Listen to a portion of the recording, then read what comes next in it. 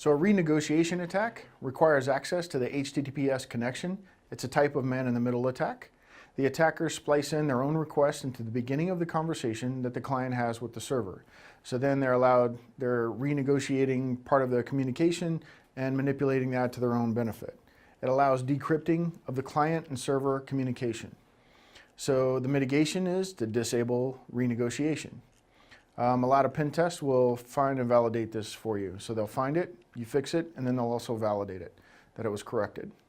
A version rollback attack allows modification of the cipher suite list sent by the client to the server. So an attacker may succeed in influencing the cipher suite selection in an attempt to downgrade the cipher suite strength.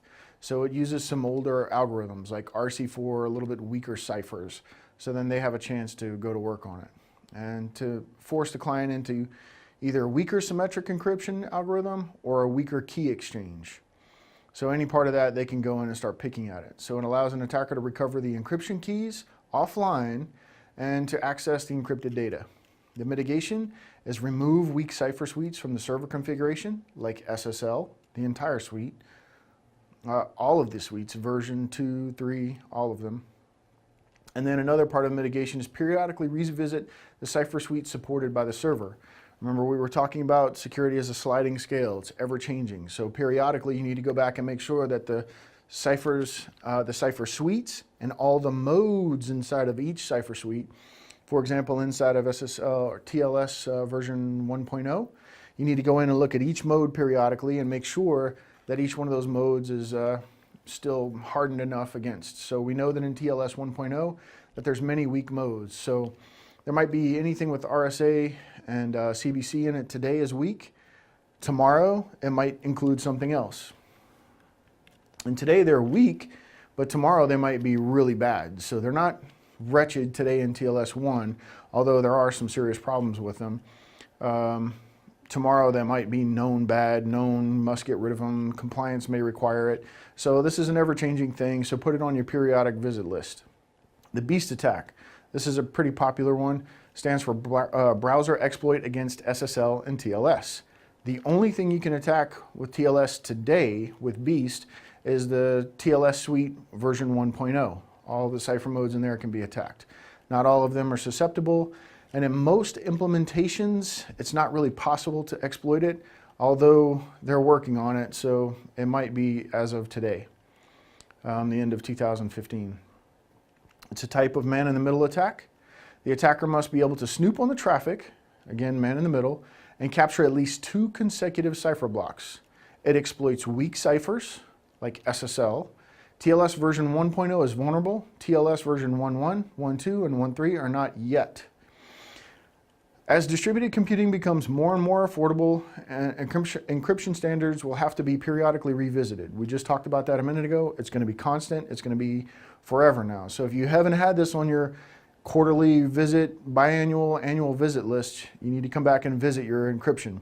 So part of your pen test results, when you get them in, you want to go look at all of the modes that you're supporting. If the pen testers that you're using, or if you guys are pen testers, or whatever role you're in within the org, whether you're a pen tester, a security assessment guy, whatever you're doing, you want to make sure that you list the modes inside the ciphers.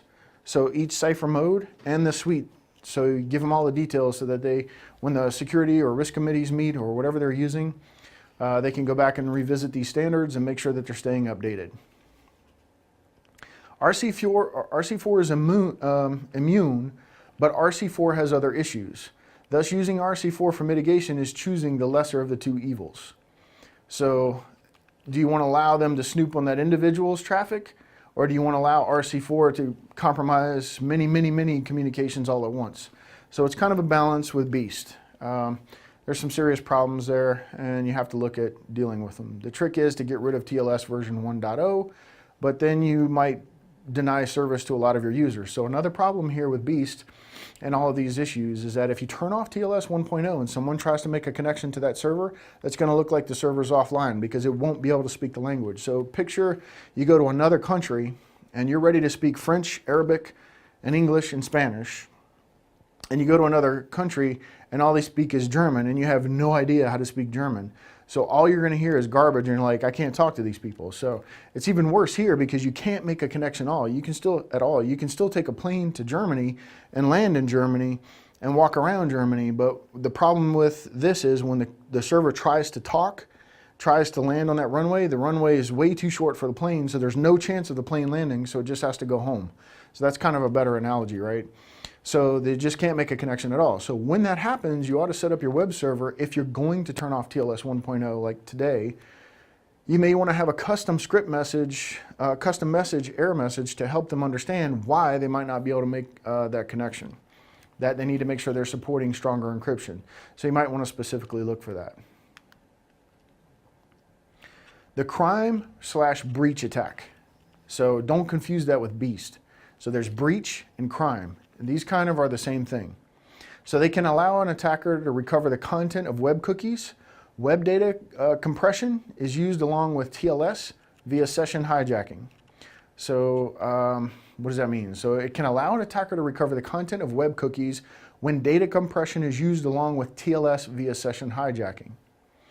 So it allows an attacker to perform session hijacking on an authenticated web session. This is a type of man-in-the-middle attack for SSL and TLS-1. So the mitigation is to use TLS 1.1, 1.2, and 1.3. Therefore, disabling TLS 1.0, warning you here, be aware, disabling TLS 1.0 will likely cause outages to customers if any company serves a wide audience and an array of devices. So if you're supporting Microsoft phones, things like that, they're not upgraded yet. They may not ever upgrade them. So just be aware that if you're a bank, you might be okay with that. If you were like Netflix, you may want to risk it depending on what the company's willing to decide that they want to take on.